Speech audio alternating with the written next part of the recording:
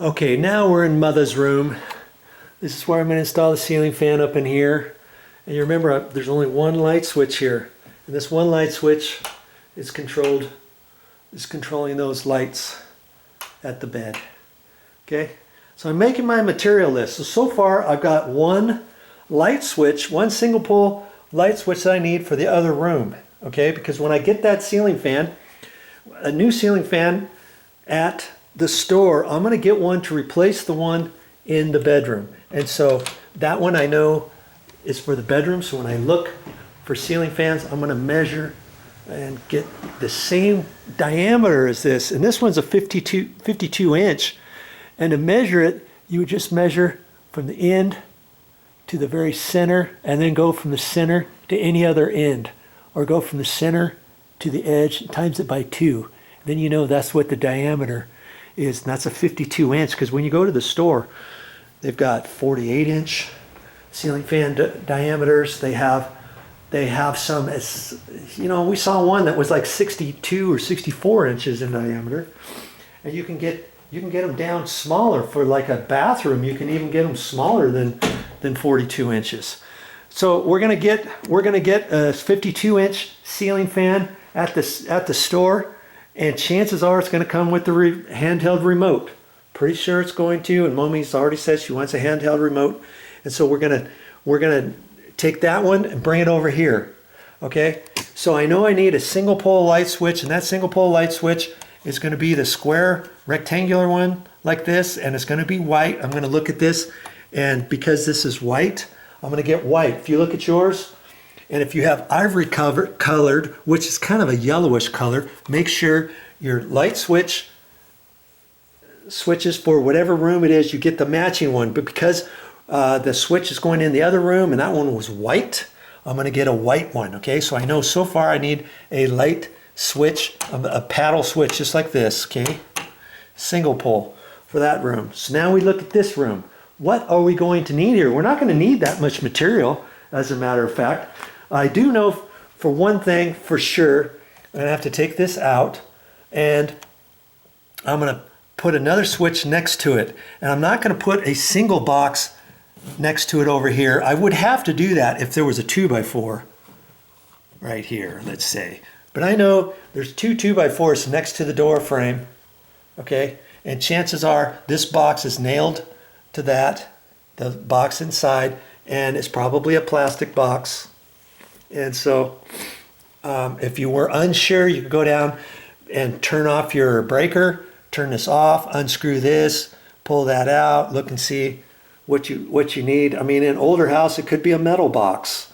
It doesn't matter. We're going to be taking it out of the wall. And I'm going to show you how to pull one of these out. I'm pretty sure these are plastic, and so I'll be able to cut that out. I'm going to cut this over and put in a 2-gang box. This is called a single gang box.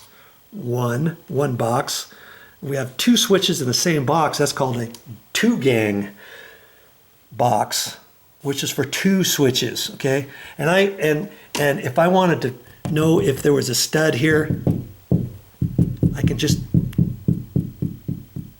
do that, and I know there's a stud right there, and this is, see that? There's a studs there, and this is a lower noise knocking. I know there's no stud there, so I'm going to put a 2-gang box in here.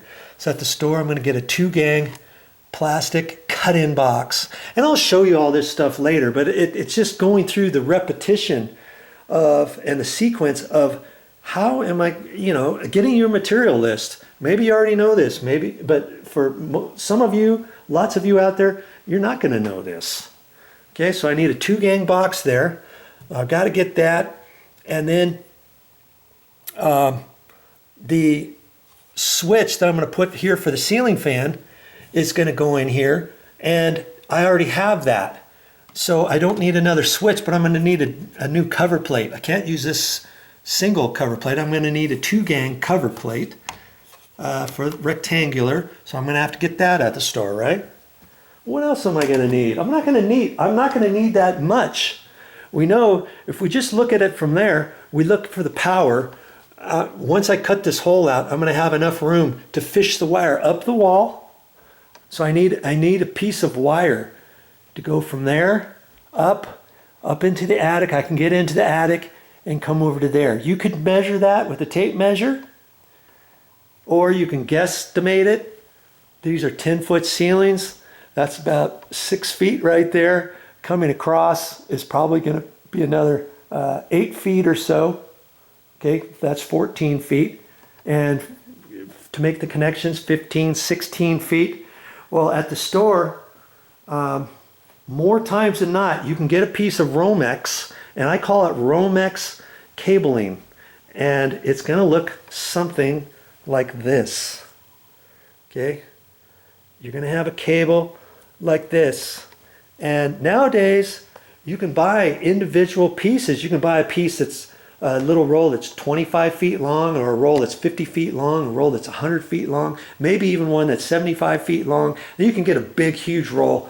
I think either it's 200 feet or 250 feet. I forget. I haven't used one of those for years.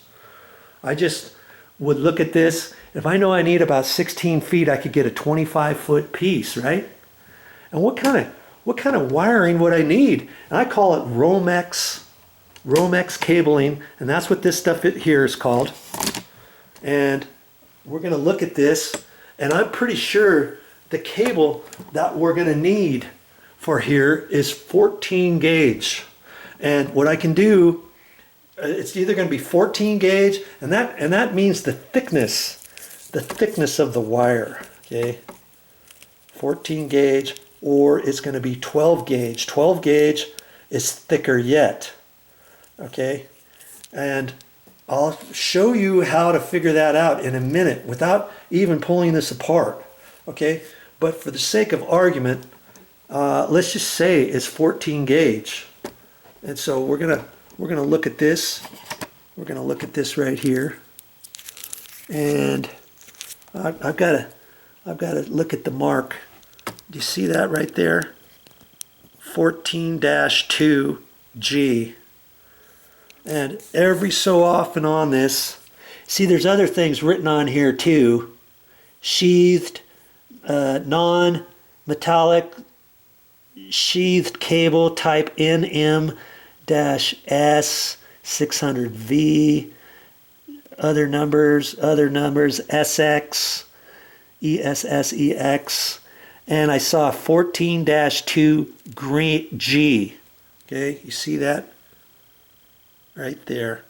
And every once in a while on the cord, on the Romex cable, you're going to see that.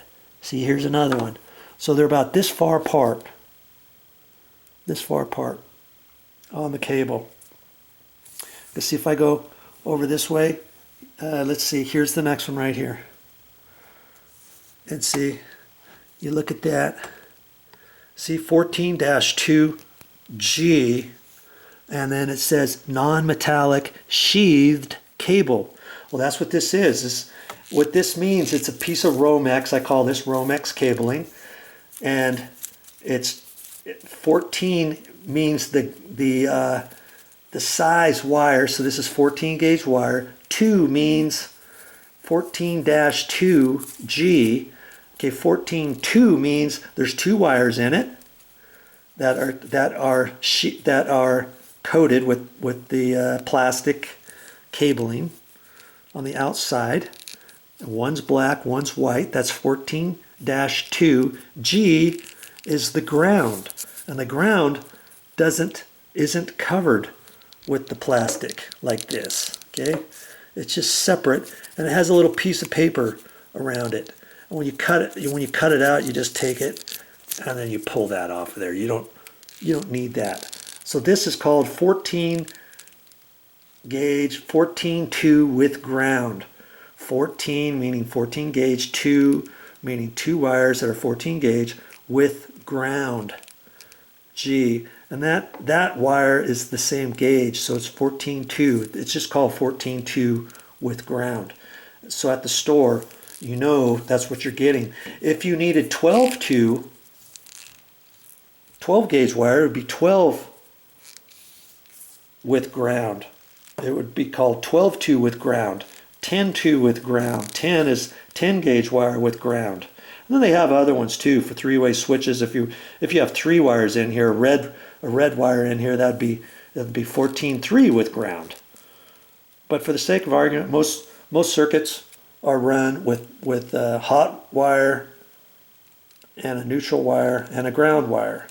So, and that's what we're going to need for this ceiling fan. So 14-2 with ground. That's what we're going to need. This wire, just like that. And before we go any further, to not get you confused, how do we know that we can use 14 gauge? Well, I'll show you that right now. Well, that's all I got for this time, but I'll be back with more videos.